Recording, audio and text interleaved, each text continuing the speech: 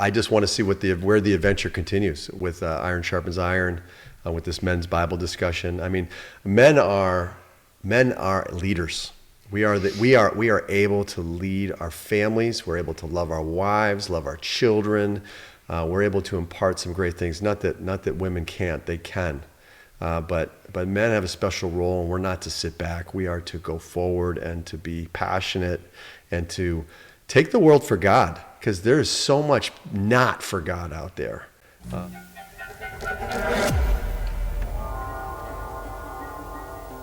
Hey everyone, don't forget to subscribe, like, share.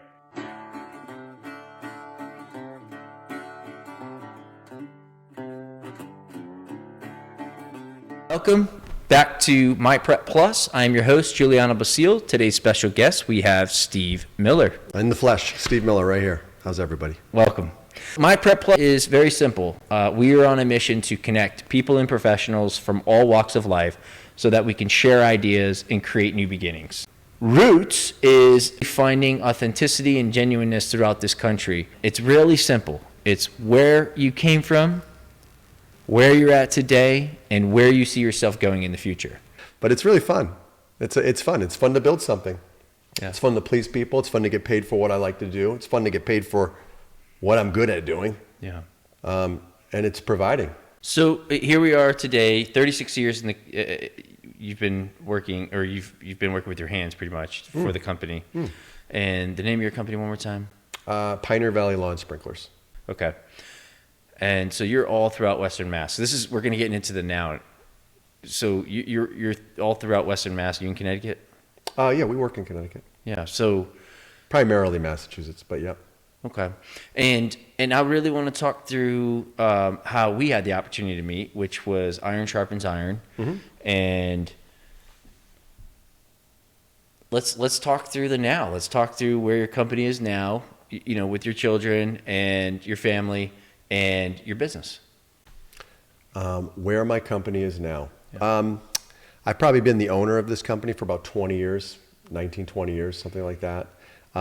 It's been great. I love the idea that we have a family company and we're making it happen. We all still love each other. I've heard horror stories where family companies can divide, and actually, me and my dad last Christmas we had a conversation. He goes, "Steve, I didn't necessarily like the way you said that this isn't your life, this job isn't your life, and it's not my life. But I was having a bad time that year when he talked to me about, you must love this job. I go, actually, Dad, it's not my life, and so." I got a little snippety, but he was right in addressing me because he built it. Yeah. And I go, Dad, do I act like I don't care about my job? He goes, no, you don't. I go, yeah, I appreciate that. I was having a bad day, and I should have never said that because you built all this, and that's not kind to say. It's not my life, And so you built all this. I apologize. He goes, because I worked hard to build this. I go, you did work hard. I go, let me just say this, though.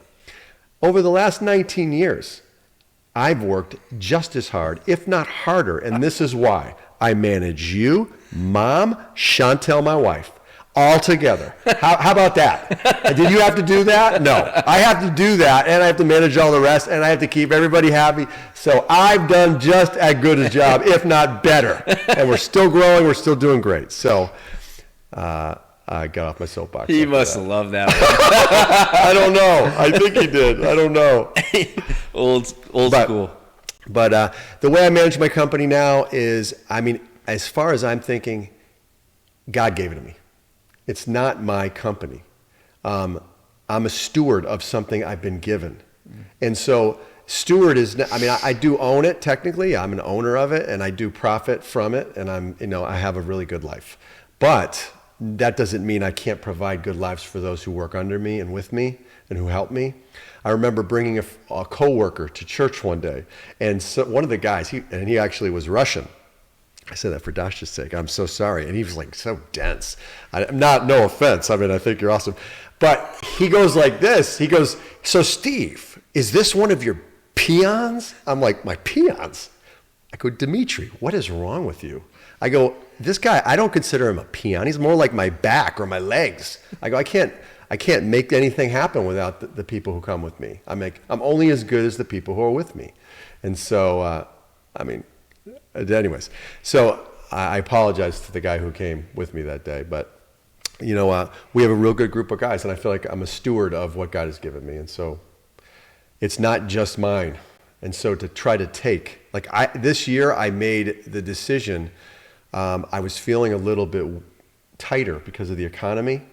And I felt like, I need to grab it a little tighter so I can get more. And I'm like, no. I'm going to give raises. It's time to give raises. Let's give some raises instead. Let's go faithful instead of being fearful. And so that's some of the moves I made this year. Though it's still tough to manage. Management is so hard and challenging, managing people. And can we bring that point back? Yeah. So the fact that you chose to be faithful and to say, you know what, monetarily, God, I'm going to give it away, in a sense, right? I'm going to give it to the people that you've allowed me to have, or allowed me to basically be a good steward of. And these people, because I'm giving them, I'm recognizing their efforts, they in turn will appreciate the company that you and your father have put together. And at the same time, God's going to continue to bless you, is my assumption. And assumption to how I think? Well, the way that God has continued to basically continue to bless you and your family and your business. It has been great. We're putting our daughter through college, and that's a blessing to be able to pay for our college. There's no guarantees, and I don't want my faith to be based on guarantees. I'm not going to do you a favor, God, so you do me a favor. I'm going to worship you, and I'm going to do the right thing because that's what's right. And I hope it turns out good. I'm not looking to be poor, but you know what? Like you said, Jesus is a carpenter. Jesus was poor. I mean, and he encouraged us to be with the poor. And am I wishing for that? I am not. But I'll have what I need if I have to do. One of my favorite scriptures is, the children of the faithful have never been seen begging bread. It's one of the things it's written in the Psalms. I'm like, I love that. I murdered it. I didn't get it right. Yeah, but in essence says you'll always be fulfilled. You'll always have your fill of food. Yep. No matter whatever path that you're on, I think it's important to drive home as well. Yeah. As long as you're stepping in with God. Yeah. I believe that. Yeah. Me too. Yeah. I do too. Let's go, bro.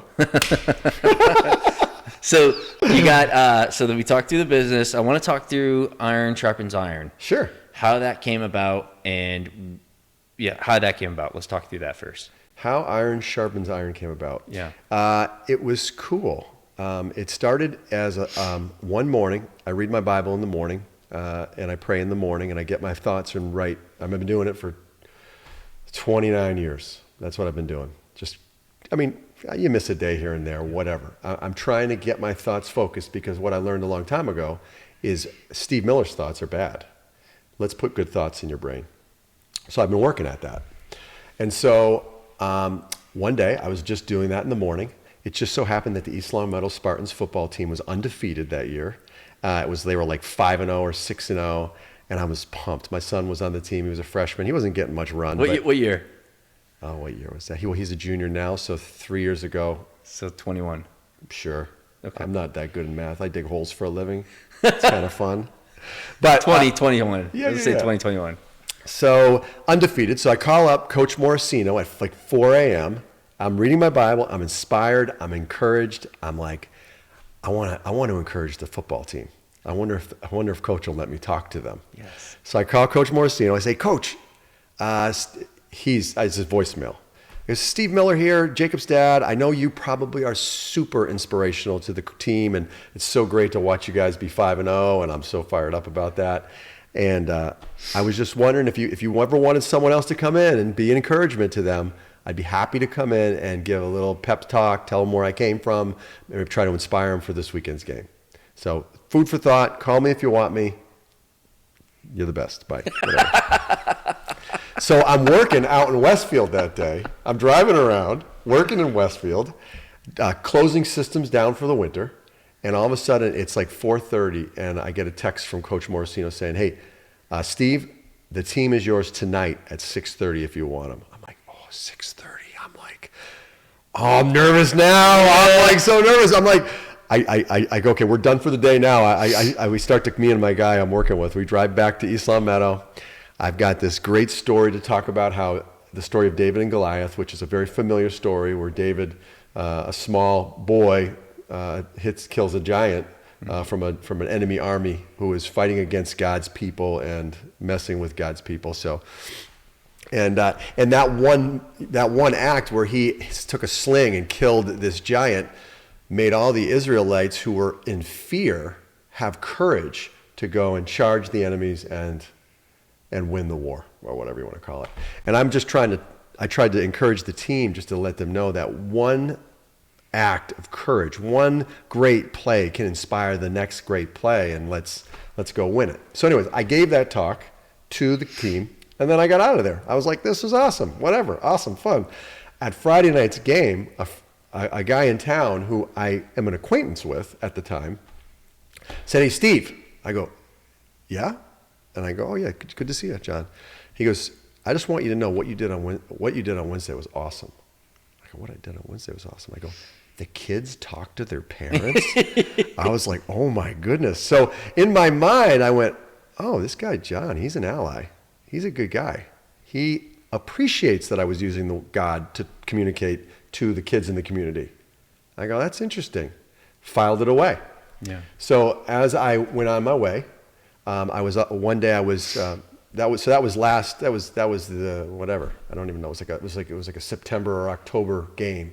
And so I go through the rest of that year, and we get a new minister at our church, and he's asking us to go and to do these different things, like go interview people in Chicopee and Holyoke and South Hadley and see what their needs are, and ask them if they've even heard about our church, and how could we meet their needs? How would you like the needs in your community met? And when the minister is communicating this to us, I'm thinking, this is a stupid idea. I'm like, this is stupid. I go, I've heard stupid ideas. This is a stupid one. And then I went, and then he starts to talk about the Holy Spirit moving. And like, let's see what the Spirit does. And I'm like, I remember the story of Moses putting the staff in the water, and the water of the sea splitting. The Red Sea. The Red Sea, that's it. And I'm like, wow, imagine if I was in that crowd and Moses told me his plan, and I said, that's stupid. And so I was cut. And I thought, wow, I'm old. I'm an old person with old faith, and I'm not wanting to be a warrior anymore. I'm not wanting to do something special. I'm not wanting to do anything. I want to sit in the chair. Yeah. And so I went, my minister goes, would anybody like to pray? And I go, I'll pray. And I go, God, I know I thought this idea was stupid, and I still think it's stupid, but God, when it comes to your Spirit moving, I would want to be there at the Red Sea. I wouldn't want to miss this amazing stuff. And so if this is one of those opportunities, I want to be part of it. So I will volunteer in this thing that I thought was stupid. I pray that you do something great with it. And so I did. But on top of that, I thought about myself being a pew sitter. And I went, that's what my kids see. And my kids, that won't transpire down, make them be faithful to see someone who's dead sitting in a pew. You need to be a man of action if you want to inspire troops, you got to go be inspiring. You got to believe what you're saying. And I do believe in it. And so I'm like, you know what? I got to do something. What am I going to do? So I was at the gym, and I ran back into that guy, John. And I said, hey, John, if I was to get a Bible discussion and we could gear it around being great men and being great fathers, would you like to do it? He goes, I'm in. Now there's two. And then I ran into John Martin, who was one of your interviewees. Guest, yeah. I saw him at a football training ground for our children, and I said, "Hey, John, just so you know, hey, we're trying to put together, something for, fathers who want to be great fathers and helping to raise our sons." He goes, "And we're going to do it around the Bible." He goes, "Well, I don't know much about the Bible, but all the other things you said sound great. I'm in." So I was 3. So then I talked to another guy, Mike Baxter, and I was actually chickened out asking him the week before, but now I told my friend, hey, I want to do this within a month. Yeah. And now I have 2 weeks left. And so I have to get this done. I have to try to get this Bible discussion going. And so I took a ride with Mike Baxter, who was my son's lacrosse coach, and we drove. And I said, hey, Mike, would you be interested? He just came back from a retreat. He's like, I'm in. And not only am I in on this Bible discussion, these other 3 men are in. And he goes, we're all in. We're going to go to Steve Miller's awesome Bible function, whatever he said. He said all these great things. And then they showed up in my living room. We all were together, 8 of us. And it was that was meeting 1. It was about a year and a half ago. Men who are of different faiths. 2022, 23. Yep, if you say so. That sounds good to me. But yeah. And we sat in my kitchen, and we decided, that we were going to try to put our differences aside, focus on Jesus, and try to do something for our community. These are people who were coaches, people who are upstanding members of our community here in East Longmeadow, and we've had one every single month for the men. And we put together about 3 different ones for our sons. It took about a year to get our sons thing off the ground. And again, it was just executing vision. We did want to do something for our sons, and we made it happen. And then the next thing you know, you're filming it, and it's blow away how God is just taking things and elevating them, and it's no longer weird to communicate about faith in our community. Not that it was weird. I think that's a stigma, but religion can be something people don't want to touch. But Jesus touched and helped people to be great. We all want to help our kids be great. One of my kids came to one of these father-son times because one of the men in that group reached out to him and says, hey, I want to see you there. Not because I want you there to hear the lessons or the speaking. I want to see you. And that whole mentorship of man mentoring younger man, and is just so valuable in training hearts. I mean, men have ability to speak to the sons of fathers more than a father can speak to his own son sometimes. And so having a group that's around one another, it's a beautiful thing. Listening to scripture, it's a beautiful thing. Having fun, that's a beautiful thing. And on all our men's groups, we have great food, which is an amazing thing, especially being Italian and everything. That's true. Right? I was actually really impressed, yeah. And I think, the iron sharpens iron, at least we talked through both, but the men's group is interesting. And, when a group of guys, or in general, they hear, a group of guys getting together just going to talk about the Bible. No, it's very powerful because you have a group of men who come from all different walks of life, and they're willing to be vulnerable in a setting that's focused on God. And it's a moving moment, because the time I had the opportunity to join your one of your sessions, I learned a lot. Actually, there was men of the community from various professions, attorneys, troopers, law enforcement in general, men that work with their hands, laborers. I mean, analysts. I mean, it was really neat to see all various groups of men come together and focus on 1 or 2 verses in the Bible, and share struggles as we talk through what that verse means to us today. Powerful. So powerful. I think it's powerful. And then iron sharpens iron with the caveat of the youth is also powerful, because the way it's structured is cool. You bring the youth in. This could be high school on down. I mean, I'm sure, you could have some young college students in there too at some point. But high school students on down, really middle school age. And, you bring them in, you have a few people talk to them, various age groups, right? Some that are just outside of, some that are their peers, some that are just outside their peers, and some that are a little bit older. And you're sharing these life experiences with this young crowd, and then right away you're getting into some competition. I think it's powerful. So fun. So powerful. It's huge. And yeah, I would say for this area needs this. They need this movement, and that's the now. So my next question for you, Steve, is where do you see the future of not, we can touch on your company, touch on your family, we can touch on iron sharpens iron and the caveat of both men and the youth. I am such a in the moment guy. It really is tough for me to see down the road. I just want to do the next right thing. You know, that's the way I think. That's the way I focus. The Iron Sharpens Iron group, the thing that's so cool is I'm around such high quality men that I don't need to do all the thinking. There are men who are thinking about it too. And it's exciting because I'm a great cheerleader. I have my gift set, and other men, like you mentioned, all the qualities that they have, Yes. They have their gift sets, and this is the most powerful group I've ever been part of.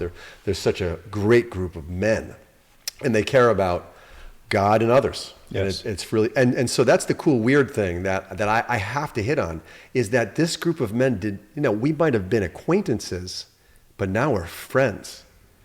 Through using the scriptures and through trying to do something together, through sharing our lives together, we've worked on building friendship, and we've become friends. Yes. And that's blow away, because men my age lose friends and then drift off to nothing.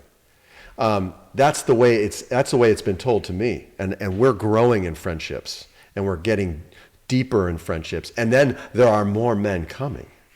The last group had like 16 guys in it, or 15, 14. It was 14 guys, and then it was 15 guys the one you were at, which was great. And there's a mix of people. And then, so it's really cool to be building and growing as men in friendship, and teaching our kids that we're not going to lay down and die.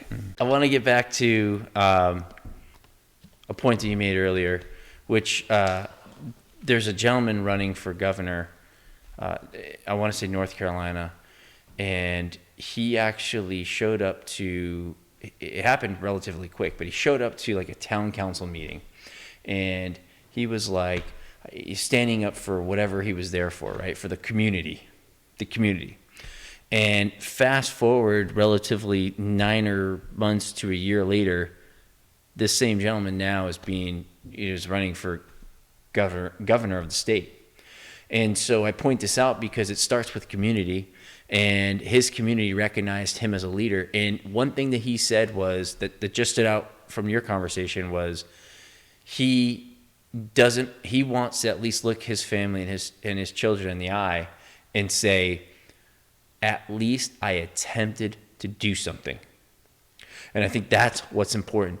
You and the men that are part of this group, Iron Sharpens Iron, are attempting to be those beacons for our youth and build that community of structure that we are drastically lacking, not just here, but across, you could almost argue, the globe. I would say, yeah. I mean, it's great to do it. We don't even know where we're going. We're just trying to put one foot in front of the other, and we're going. And it's been exciting and fun.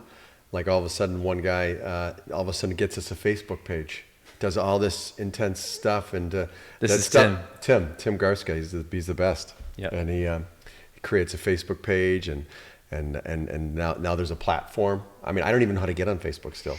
I don't have an account. I don't even know. I can't even see the page that he created, except for what they send to me. Just that lack of technological skills, but it's so cool. I'm like, wow, we got a Facebook page. This is so cool. Yes. But he created that because he wants people to know what's going on. He wants his sons to know that he cares. I mean, we all used to coach different things. Tim coached baseball, I remember, and he coached basketball too. But he wants them to know something else. That he's more than even just that, and me too, and Baxter too. We're more than just that. Those are good things. It's great to battle on the fields and help each other out, and so many great memories. Being rec basketball legends.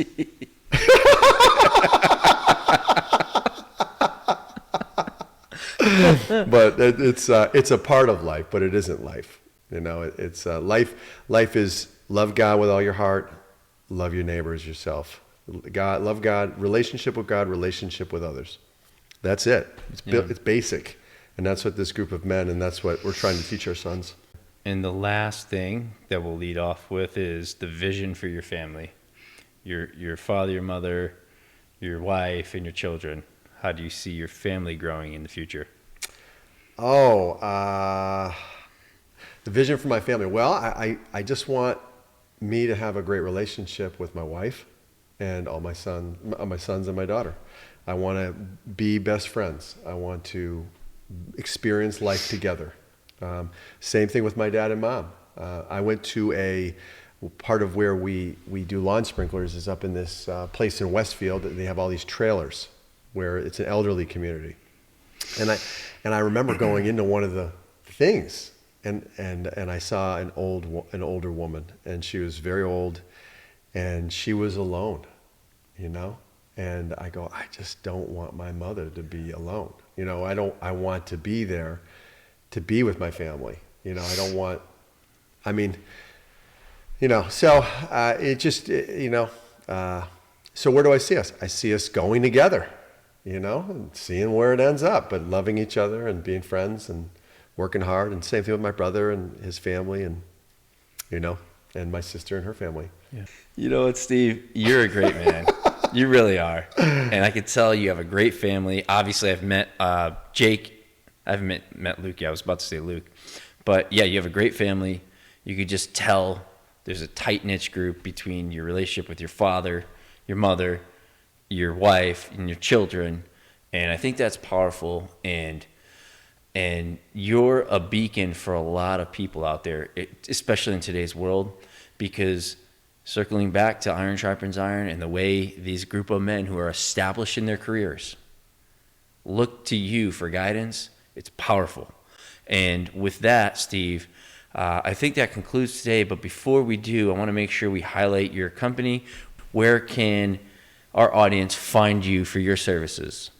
Pioneer Valley Lawn Sprinklers is in East Longmeadow, Massachusetts. Phone number? 413-525-8270. You got a website? We do. You can Google Pioneer Valley Lawn Sprinklers, East Longmeadow. It pops up. All right, we'll post it. Other than that, no, Steve, anything else you'd like to say before we wrap up? It just was great to be able to share. I mean, it's been a great ride, and I don't anticipate. I just want to see where the adventure continues with Iron Sharpens Iron, with this men's Bible discussion. I mean, men are leaders. We are able to lead our families. We're able to love our wives, love our children. We're able to impart some great things. Not that women can't; they can. But men have a special role, and we're not to sit back. We are to go forward and to be passionate and to take the world for God, because there is so much not for God out there, and we can do some good things. And it's just about making the decision, and that's what it's all about, you know, and praying about it and going with God, because He wants to do good, and He will do it. And wouldn't you like it to be you that He does it through? I do. I want to. Same.